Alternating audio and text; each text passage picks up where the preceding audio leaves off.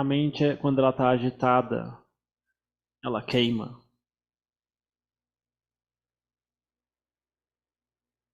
Ela queima e tudo que toca, tudo que entra em contato com a mente, queima também.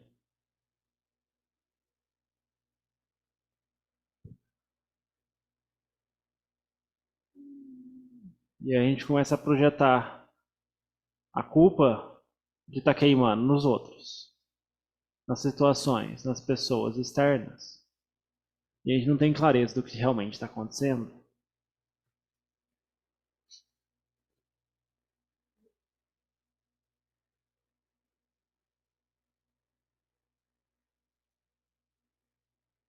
A mente, quando está agitada, é como se fosse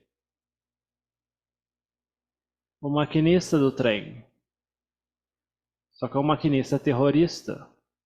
Ele vai lá e aperta o botão do ar-condicionado para ligar a temperatura no máximo. Deixa todo mundo com calor dentro dos vagões.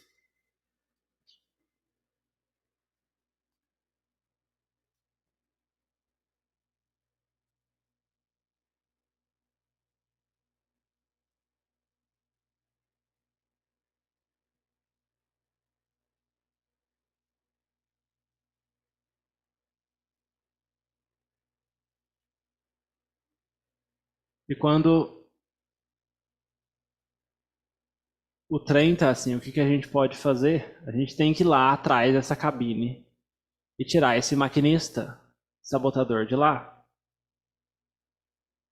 Antes da gente resolver qualquer outra coisa, a gente tem que tirar esse maquinista maluco do comando.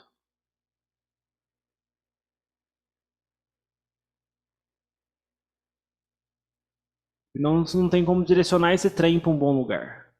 Não tem como você parar nos pontos turísticos. Não tem como você andar em segurança, porque esse trem está desgovernado, está controlado por um cara maluco.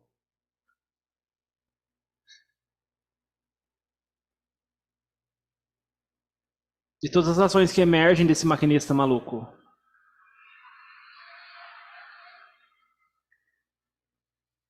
vão ser distorcidas, vão em direções distorcidas e não vão ser as ideias e soluções mais hábeis para os problemas. Então a gente tem que primeiro, quando a gente tem uma situação dessa na nossa vida, em que está tudo quente, a mente está quente. Alguém falou alguma coisa, alguém não falou alguma coisa, tem uma situação complexa para lidar, tem que tomar uma decisão complexa, que caminho seguir, qual caminho não seguir. Decisões envolvendo pessoas. Primeiro a gente tem que tirar esse maquinista maluco. E tirar esse maquinista maluco é vencer no cabo de guerra, pacificar a mente com o Putô, com o Itipissô, com a respiração. E parar o trem. E desligar o ar quente. E aí sim a gente avalia a situação. Onde está o trem? Onde estamos? Para onde estamos indo? E tipo... Aí sim a gente pode tomar uma decisão com clareza do que fazer. Enquanto a gente estiver no trem desgovernado, comandado e controlado por um maquinista maluco, não tem como vir uma decisão clara, uma solução clara para qualquer tipo de problema.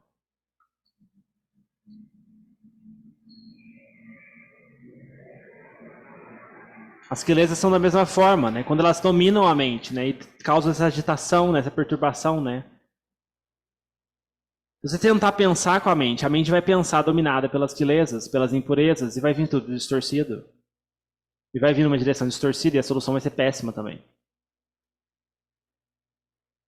Você vê como que a gente não tem controle da nossa própria mente. Quando a mente está dominada pelas quelezas, elas nos enganam e nos apontam na direção do caos, da bagunça e de mais sofrimento.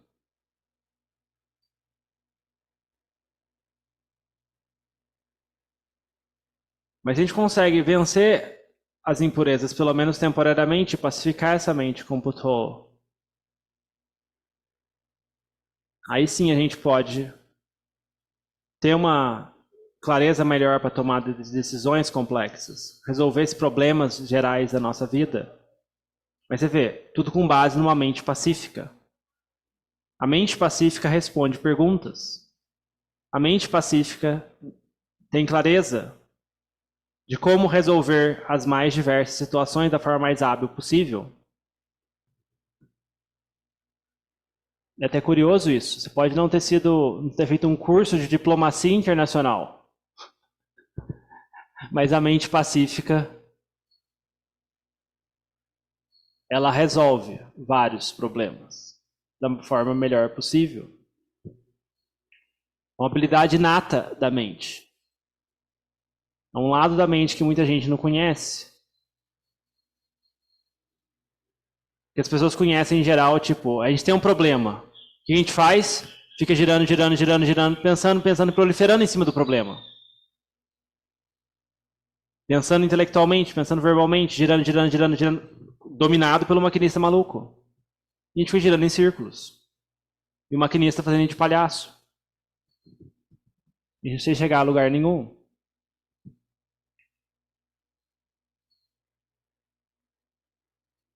Primeira coisa, a gente vai lá, arranca esse maquinista da sala de comando, para o trem. Tá bom. Onde estamos, para onde vamos, que jeito vamos? Aí a gente sabe o que fazer. Sem o ar quente ligado. Se tiver desconforto, a mente estiver quente, né? Ainda tem o desconforto interno da mente. Aí fica mais complicado a gente tomar uma decisão clara. Porque tá queimando.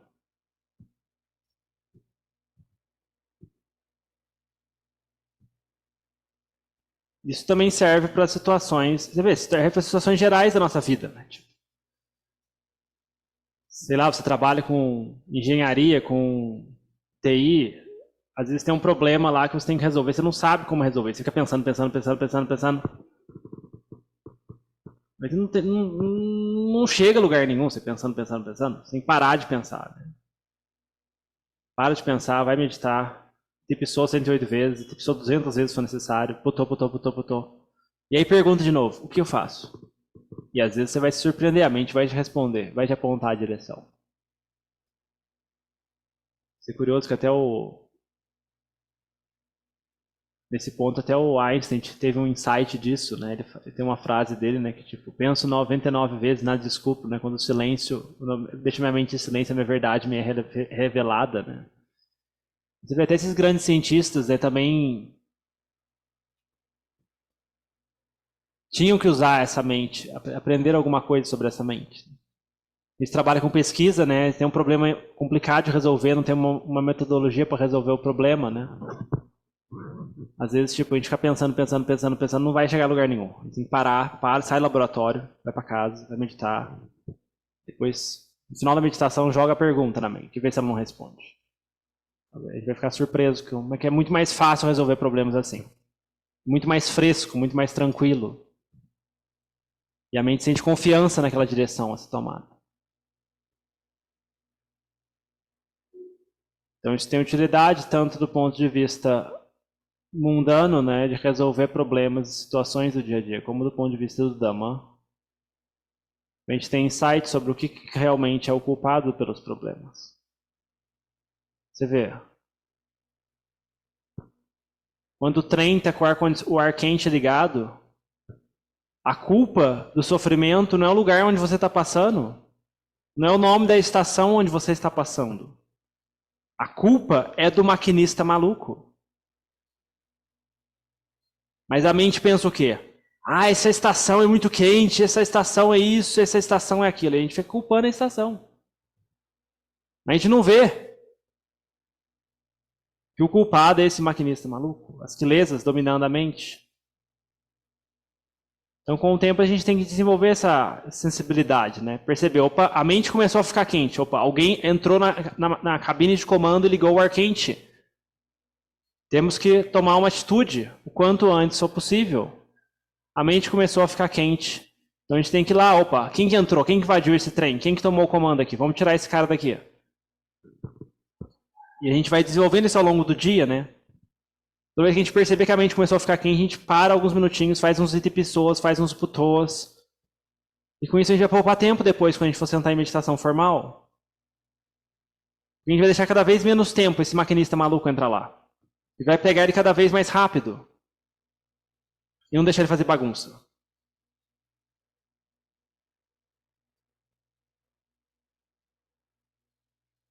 E a gente vai começar a ver, vai ter insight de como que essa mente, a culpa do sofrimento, está sempre nessas causas internas da mente, de alguém entrar lá na cabine de comando e tomar o controle.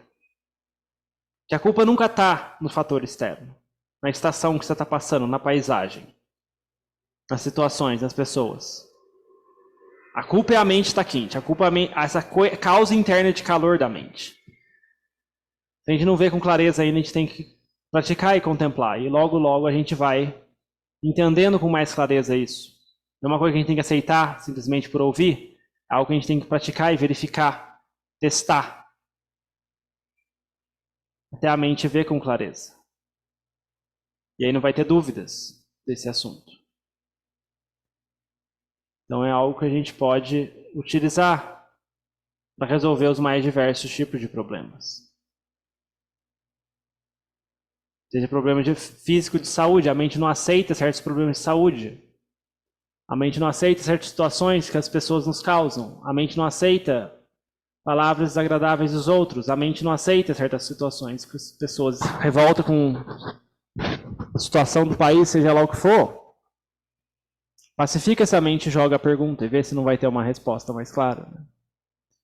E com isso a gente pode ter uma mente mais pacífica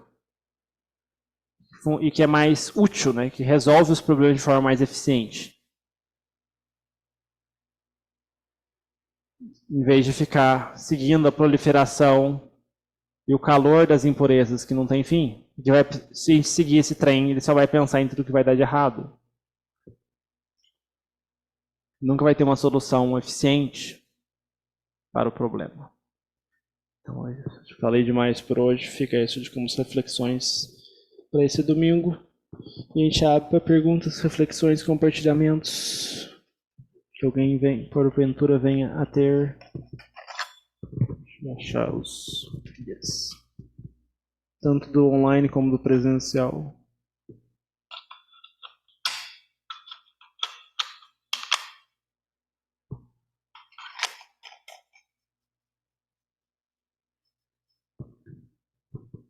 Alguém? Ariel. Diga, Luli. Eu queria perguntar se esse grupo agora ele é presencial ou sempre foi? Online e presencial, os dois, é isso? Tá online e presencial. A partir desse domingo estamos híbridos. Ah, tá bom, então. Então, próximo domingo. Eu coloquei no Insta lá, que às vezes eu acho que eu não coloquei no Face, mas eu coloquei no Insta. O horário. É que eu sou meia lenta para entender essas coisas, mas tá bom, tudo bem. Eu também, as coisas mudam rapidamente, assim. As coisas mudam rápido, e eu sou lenta, daí às vezes não dá muito certo, daí tem que... Mas fica o convite de vir presencialmente no próximo domingo, caso tenha disponibilidade, né? Claro, tá bom. Tá meio frio aqui, né? Como é que fala? Frio e chovendo, o pessoal de São Paulo não quer muito sair de casa, né? Mas para quem quiser lutar contra o desafio, né? Tem a possibilidade. Eu gosto muito de frio, então para mim é bom. Sim. Eu queria perguntar também uma coisa que você falou sobre jogar uma pergunta para a mente, né? Isso tem que ser feito no final só da meditação, porque se a gente joga uma pergunta sobre algum problema que não tem a ver com a prática, daí eu não estou meio que, de certa forma, assim, estragando a minha prática, porque eu estou voltando a minha mente para um problema externo. Assim, é mais pro final, assim, da prática, né? Quando a mente, tá. Quando a mente sentir que a mente está pacífica, que a mente descansou na paz, tipo, né? Ficou um tempo na banheira, né? Aí, tipo, a gente joga as perguntas, porque assim, a gente tem problemas a serem resolvidos na nossa vida, no mundo. Aí, assim, se a gente não resolve esses problemas, né? Isso é uma causa para agitação, tanto na nossa vida diária, como na meditação posteriormente, né? Então, assim, a gente não está estragando a meditação, né? A gente está diminuindo a quantidade de problemas que estão ao nosso redor, né? E que, assim, se tiver muitos problemas ao nosso redor, né? Tipo, quando a gente sentar em meditação, a mente vai ter mais dificuldade de pacificar também, né? Então, resolver problemas, né? Ajuda a ser uma causa para a mente ter menos coisa para lidar quando ela sentar, né? Então, a gente também tem que diminuir, assim, a gente pratica meditação, mas, por exemplo...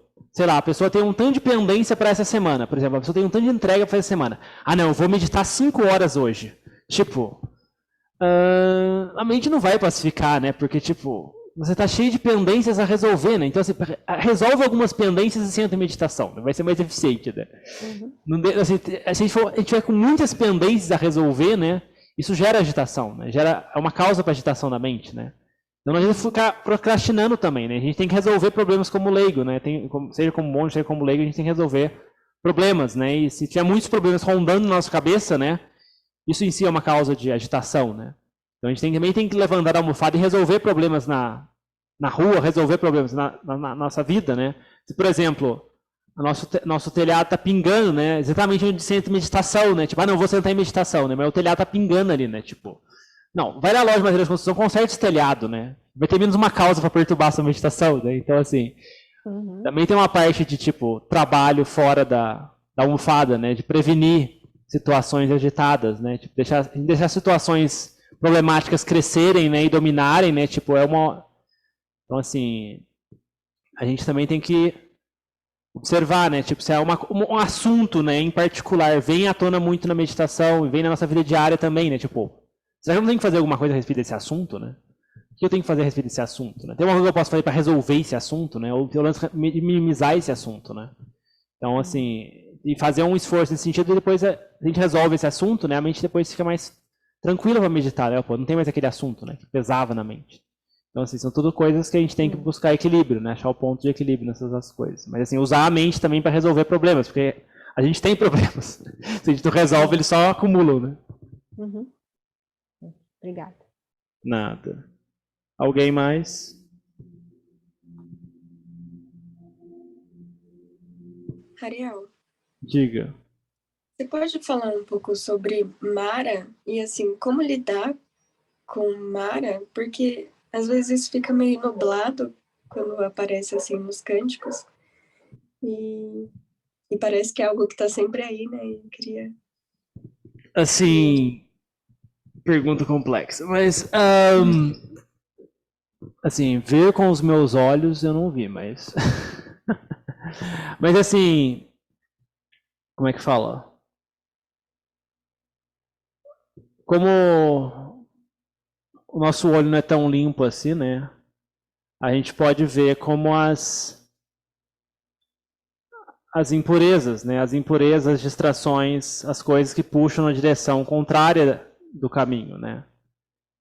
Então, assim, envolvimento com situações, pessoas, coisas, né? Que têm uma visão muito diferente do mundo, né?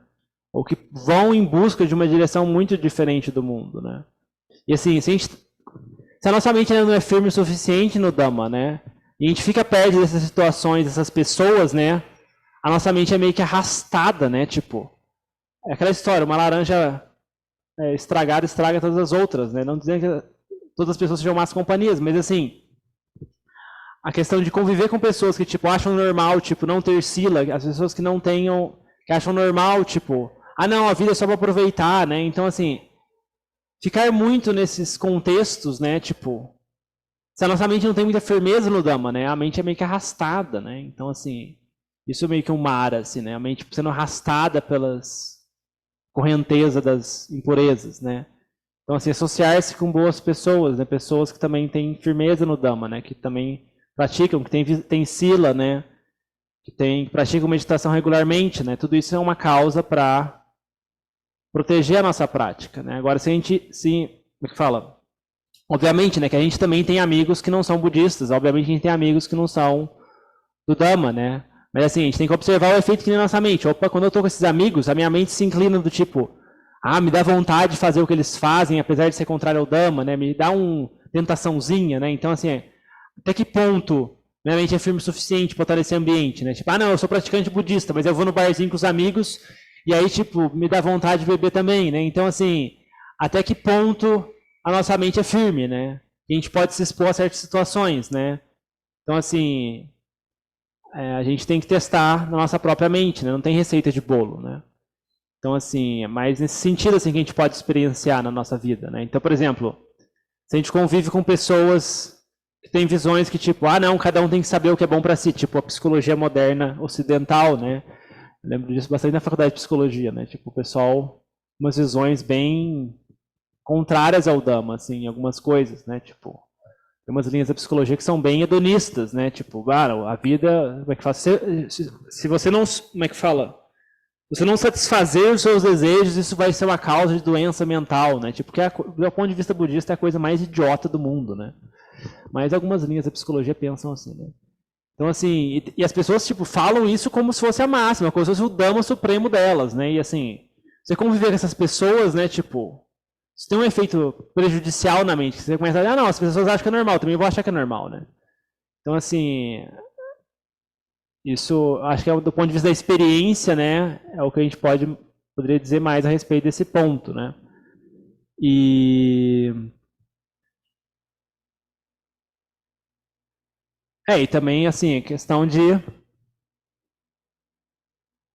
acho que é mais nesse sentido, assim, que a gente pode experienciar, né? Porque do ponto de vista visual, assim, talvez não seja tão claro pra gente. Não sei se ajuda. Já era alguma coisa? Alguém alguma coisa? Peraí, só um minutinho, deixa eu passar o microfone pro rapaz aqui. Tá ligado já.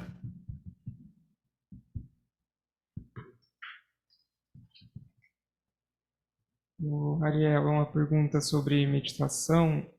Às vezes eu chego num ponto da minha meditação que eu sinto até um pouco de náusea, que é uma sensação como se a respiração ficasse mais sutil, mais tranquila, e dá aquela sensação do corpo inflando, tipo um balão. E a minha mente descansa nessa sensação por um tempo, mas à medida que o tempo passa e à medida que essa sensação de expansão aumenta, eu tenho a impressão que eu sei que não é isso, né? Eu sei que meu corpo está sentado, tranquilo, mas é como se o corpo fosse ficar de ponta cabeça. E aí eu não quero voltar para trás, porque eu quero que essa sensação se aprofunde, mas também ela não avança e eu fico nesse vai e vem e começa a me dar uma náusea na meditação. Eu não sei o que eu posso fazer nesse caso, se eu tenho que parar de tentar provocar a situação, se eu tento voltar para a respiração, que nessa parte geralmente fica sutil, eu não consigo ficar tão ciente dela como antes. O que eu posso fazer nessa situação?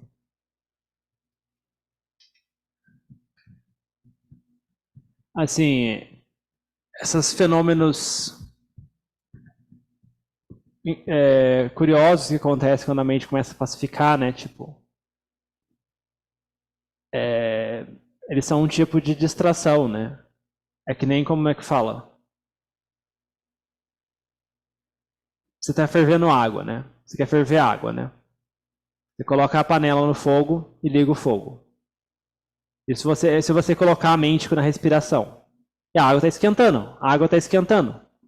E aí começa a surgir bolhas. E aí, tipo, nossa, está surgindo bolhas, está surgindo bolhas. Aí, tipo, você desliga o fogo. As bolhas estão subindo, as bolhas estão subindo, as bolhas estão subindo. É mais ou menos isso. Então, assim, a causa para a mente aprofundar é observar e ficar na respiração. Só que o problema, a gente naturalmente, como é uma coisa divertida, diferente, curioso, né? É natural que a mente se incline nessa direção, né? Mas assim, é um sinal que a mente estava começando a se pacificar, mas aí a gente desliga o fogo. A água está esfriando, o que eu faço? Liga o fogo de novo, é só voltar à respiração, né?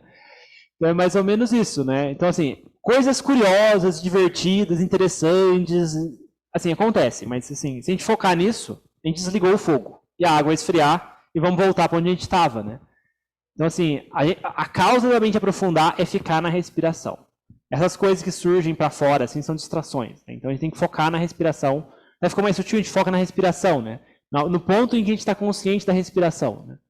E isso vai aprofundar a prática, né? A hora que a gente fica se divertindo nas bolhas, né? Isso vai tirar o foco, né? Vai tirar a causa de aprofundar. É mais ou menos isso, né? Isso vale tanto para Putô, com a respiração. Tem gente que experiencia essas coisas de expansão e contração, né? Tipo, é um tipo de piti, né? Tipo, é um tipo de êxtase que surge quando a mente está pacificando, né? Que é um bom sinal, né? Significa que a mente está pacificando. Mas, por outro lado, a mente começa a pacificar e a gente cria bagunça no assunto, né? Então, assim, é só fazer uns ajustezinhos, né? E, opa, começou a pacificar, começou a surgir as coisas, tipo, volta para a respiração. E fica na respiração no ponto mais claro da respiração, né? Não precisa forçar a respiração ser de um jeito ou de outro, né? Mas, assim, busca focar na respiração. Se estiver muito sutil, a gente traz o mantra pro To, por exemplo, né? Para trazer mais clareza, né? E aí a gente vai aprofundar mais na prática. E vai surgir outras distrações mais sutis ainda, e a gente tem que trazer de novo a mente para a respiração, senão a gente vai estar desligando o fogo de novo, né? Então é mais ou menos isso, não sei se ajuda.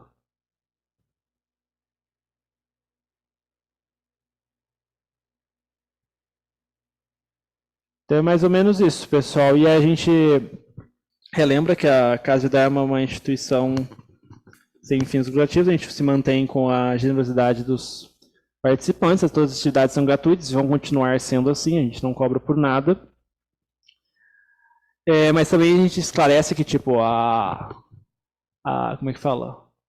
No mês a mês, né, tipo, como um dos administradores, né, tipo, a gente olha a situação, né, tipo, não está tão boa assim, né? Não estamos à beira da falência, mas assim, também, tipo, no longo termo, né, se esse fenômeno continua assim por muito tempo, né, fica mais preocupante, né? Então, assim, aqueles que têm disponibilidade e interesse de contribuir com a manutenção da Casa de Dharma, né, tem várias formas, né, de contribuir, seja financeiramente ou como voluntário, né? E temos atualmente agora os planos do PagSeguro, né, que permitem doações recorrentes via cartão de crédito, né, que facilita para quem quer fazer doação regular, né? O principal é esse sinal da regularidade, né, porque a gente tem despesas regulares, né, tipo aluguel, a faxineira, a luz, a água, a internet, etc., né, o plano do Zoom, o plano de armazenamento. E assim, então assim,